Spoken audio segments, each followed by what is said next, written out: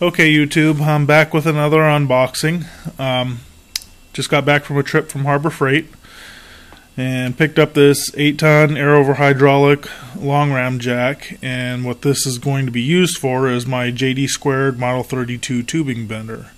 That bender is capable of bending 2-inch round tubing that's 1/4-inch thick wall, but without a hydraulic setup, you're not ever going to do that. And right now I have the manual setup. So, Swag Off-Road, check them out. They make some pretty cool stuff, and that you can adapt Harbor Freight tools to doing some nice fabrication work. They sell a clamp for this thing that'll attach to the JD Squared tubing bender and to this to give you a cheaper air-over hydraulic setup. The one that JD Square sells is pretty much almost the same, about $600, $700, something like that. When you get the ram and the pump and everything, this cost me $80, and I had 20% off my entire order coupon. So after my entire purchase. Anyways, I bought the 20-month warranty on it for $20, and the reason I did is because it's Harbor Freight, and I would like this thing to at least last that long. The thing with Swag Off-Road that I will say, and I'm going to potentially try to avoid buying their clamp. Their setup, and I'll have to show you this in a later video, their setup, what it does is it kind of side mounts the ram. It doesn't mount it mounts right here at the end of this ram, but the mount should be right in the center, and it's not. It's off kind of up here. So what this does is as you're using this ram, it's creating a bit of a load right here on the side of this seal, and will eventually fail. And this is based on other people reviewing it and talking about it. So I'm not sure if I'm going to buy that setup from them. I think what I'm going to try to do is come up with a different method of mounting this, where I actually use the center bottom point on this ram.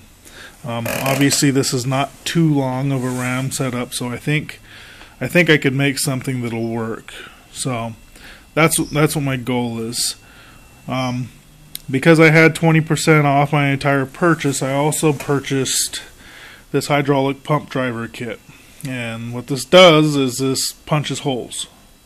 It's got 14 pieces, but realistically it's got 1, 2, 3, 4, 5 different size dies, and they're going to punch circle holes into sheet metal. It says 11 gauge for mild steel.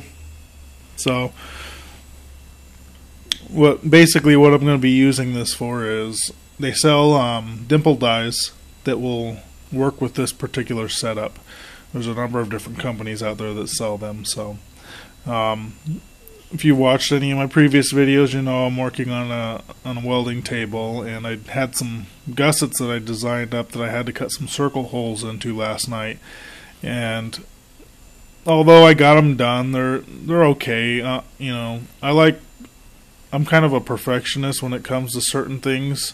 Not all things, certain things. You know, sometimes I get a little bit sloppy with my welds and stuff like that.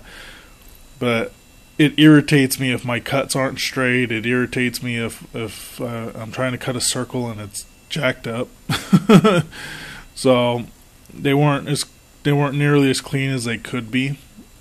So I decided maybe I should just go ahead and buy this, because it would have been really nice to actually toss a dimple die in there and dimple die those gussets. I think would have looked pretty cool.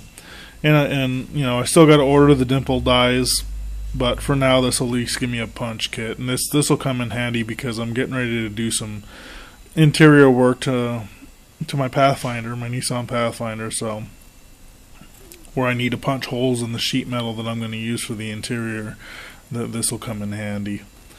And last but not least, I got this basic cheapo 1/4-inch air die grinder kit. So it's got good reviews.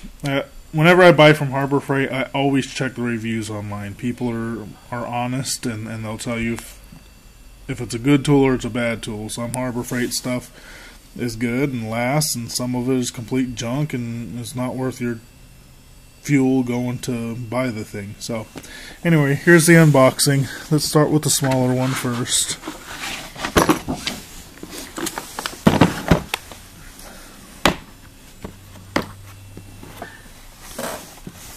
That was easy enough. Got your instructions here. This kit was like, I don't know, I have to look at my receipt, but it was under 20 bucks. I think it was like $14. So, you know, if the die grinder works, I mean, it was well worth it. Comes with the male fitting. Comes with an adapter so that you can use a smaller Dremel tool size grinders and stuff like that. I believe that's what that is. Obviously has the 2 wrenches that you need. Let me open this up. Try to open it with one hand. Actually, I'm not going to open it because I need 2 hands. I can show you this through the bag. It's fairly decent. You know, it feels strong. I've used one of these actually before. My uncle had one of these. He didn't get it in this kit though, but he had one. And I used it to port some heads on a 350 engine and clean off all the casting and stuff like that, the casting imperfections on the block. And it actually did really, really well. So they give you these stones with it, and I'll actually try these. I'm going to use them on the holes that I cut in those gussets for the welding table. I'm going to use these to try to clean up the cuts a little bit and try to make those as round as possible. The reason being is I have 4 more gussets to build, and I'm going to try to use that depending on the sizes. If they closely match the holes that I've already cut, then I'll probably use that to punch the holes in that plate. So, yeah, looks, you know, it is what it is. It's a die grinder, nothing to jump up and down about. But I do know that those things can save you a lot of headache. Put this away properly.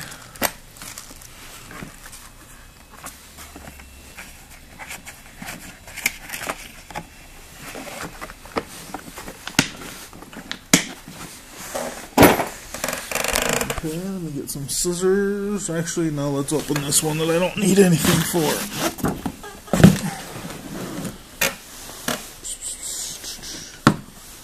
I like these ones that you don't have to cut anything apart to get into. So the case on this is pretty nice. I mean, these little clips here probably aren't going to last very long. To be perfectly honest with you, but it's decent, you know, it's Harbor Freight. Here's the instructions, and what I'm noticing immediately is we have some replacement seals in here. At least I'm hoping they're replacement seals. That'll be awesome for a couple of different reasons. One of these is actually already fucked up, unless it's made like that. I don't know if you can see that. You see this one here? That's split. Could be made that way. I don't know. We'll have to see. It's plastic. That one actually doesn't even look like a seal, so it might be made that way. It looks like it's a... I don't know. It's not a rubber seal. It's plastic, and it's kind of squared. Yeah, I think it's made that way because there's a smaller one right here. Get this camera to focus. There we go. That's got the same split in it. There's actually 2 of them just like that. So yeah, that must be made like that. Let's see. Yeah, there's even a medium-sized one in it the same way. And then you got your rubber seals there as well. All the black ones are rubber seals. All the white ones are... They look like plastic piston rings, to be honest. So if these are spares, that's awesome. Especially with the seals, because then that means I can... You know, the O-rings, I can go to, you know, any store that sells O-rings and buy some replacements for it. And I'll be able to take this bag there and match them up. Again, like I said, the instructions are right here. It's pretty self-explanatory on how to use this. This is not an air over hydraulic setup. This is a pump setup. So let me tear everything out of its little bags. This is the center shaft. When you do these, you have to drill a hole. So this runs through the center of the dies.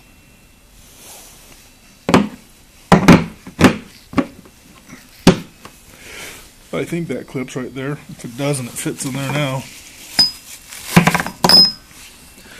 And here's another one. It's a larger shaft. That's what she said. And when you see these in your packaging, make sure you eat it. Just kidding, don't eat it.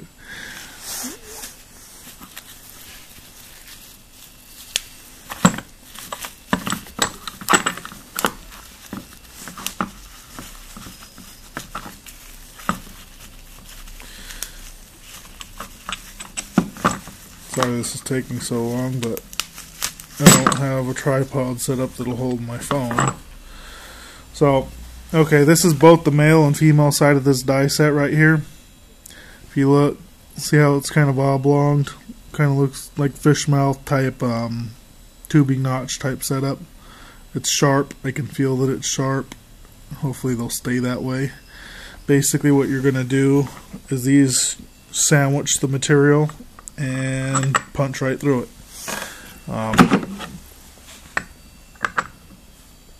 It's set up where, I don't know, I have to look at this little deal here, but the shaft will run through it like that somehow. I'll have to look at those instructions and tell you that later. I'll do a demo of how this works a little bit later, but that's one of the die sets there. Let me open all of these up. I don't know, maybe I shouldn't open them. I probably wouldn't want to save all these baggies. The bubble wrap.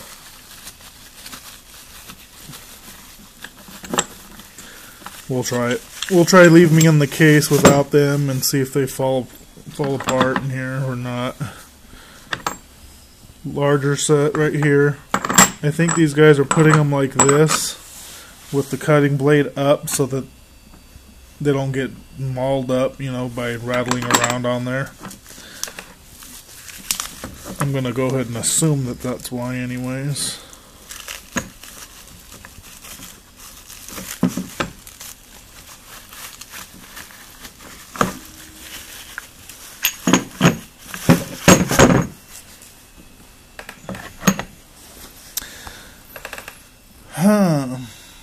You know what? This actually might do really well for what I'm trying to do, because this hole looks this punch looks really close to the size of the hole that I was cutting in those for the bigger hole in the gussets.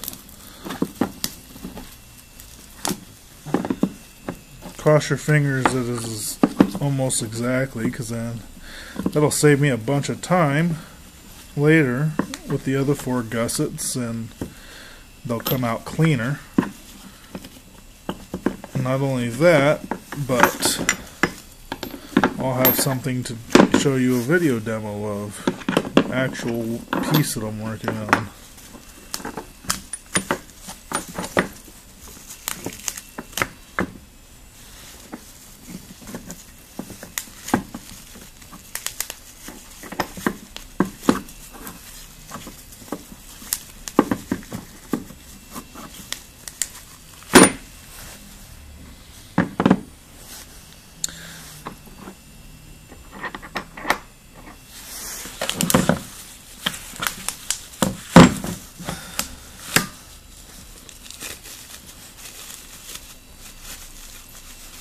For those that don't know what dimple dies are, because you're new to the off-road scene or fabrication scene, a dimple die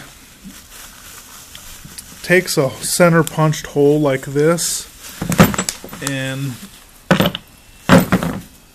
basically bends it. it kind of concaves the opening of the hole. So let's say the edge of my finger here is the edge of the hole. It's going to take it from a flat surface and concave the end of it in like that. That's what a dimple die does. Basically creating a dimple, but there's an actual hole there. There's actually a purpose behind it. When you create wrinkles and bends in any piece of metal, it creates structural. It's a structural thing. It creates stability in thin sheet metal. Bead rollers, things like that. That's what those things are built for. I mean, they could do other things, but rolling beads into sheet metal creates stability in it. And otherwise the metal is going to flex and bow. When you create those wrinkles in there, it strengthens it up. When you use dimple dies, that's what it's doing. The only thing with dimple dies is that most people are using them in heavy gauge metal, so there's no stability or strength issues when you're not, when you're using heavy gauge plate metal. Or plate steel, I should say. So most of these guys are looking for, cosmetic they're doing it for cosmetic reasons, not structural. Sometimes, depending on how you use dimple dies, this is kind of a neat thing that they use also in the rat rod industry. They'll use dimple dies because it creates a raw industrial kind of fabricated look that people just enjoy having. But it could be used for many different actual functional reasons. One of them could be like if you were creating, step rails on the side of your truck or something like that. You can have the dimple part lift up towards the top surface instead of down. And what that would do is give you a little bit of traction. It'd be kind of like a diamond plate type situation where your shoe's got something to bite into other than a smooth surface. So in instances like that, dimple dies are more than just cosmetic, but in a lot of cases in fabrication, a lot of people are using dimple dies solely just for cosmetic reasons. And it's one of those things that kind of separates professional versus non-professional, as far as quality is concerned, I guess I can say. It's like a signature thing that tells people I'm the real deal. So that's why a lot of these guys will buy dimple dies. I'm not a hack job, backwoods scrap metal fabricator. These guys with dimple dies usually putting some quality work together. I bought it because I simply just like the way it looks when I buy the dimple dies, but this is for punching holes. When I buy the dimple dies, it's simply just because I like the way it looks. The quality aspect of it, that's neither here nor there for me. It'll be nice to drum up some more business with that, but outside of that, it's that's just a plus. That's a bonus for me. So anyway, I'll have to read the instructions on how to set this up 100%, but I'm assuming based on looking at this, you take this, plug it into there, okay, and this is your piston, if you will. This is your pump, the yellow part. This is your piston, okay. As you pump this handle, it's going to compress this piston. I have to look again. Like I said, I don't know how to set the dies up on this particular piece, but basically this is going to be something like this. This will go on one side, that will go on the other side, sheet metal will go in between, one of those shafts will go in between there, and when you compress it, it'll pull this centerpiece into the other one and cut a hole in the metal. So that's the basic premise of how this works. The dimple die is the same concept. It's just a different die that doesn't cut. It's just going to bend the metal. So as far as quality is concerned, this all feels very heavy duty. Very, very heavy duty. Everything from the hose to the spring on here, the anti-kink spring, the fittings, this all feels really, really quality, which is strange because that's something that you don't commonly see in Harbor Freight products. This really does feel like the real deal quality tool. I would not hesitate to recommend this to somebody based on just visual appearance. Stay tuned for the actual demo of it working. Let's get this other one open because my video is already at 20 minutes, which is craziness. Luckily this one's pretty basic. I'm sorry about rambling on.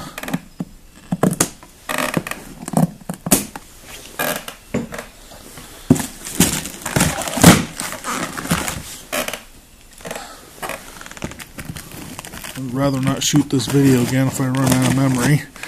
I'm probably over what YouTube will allow me to do, so I might end up having to shoot this anyways. Reshoot it.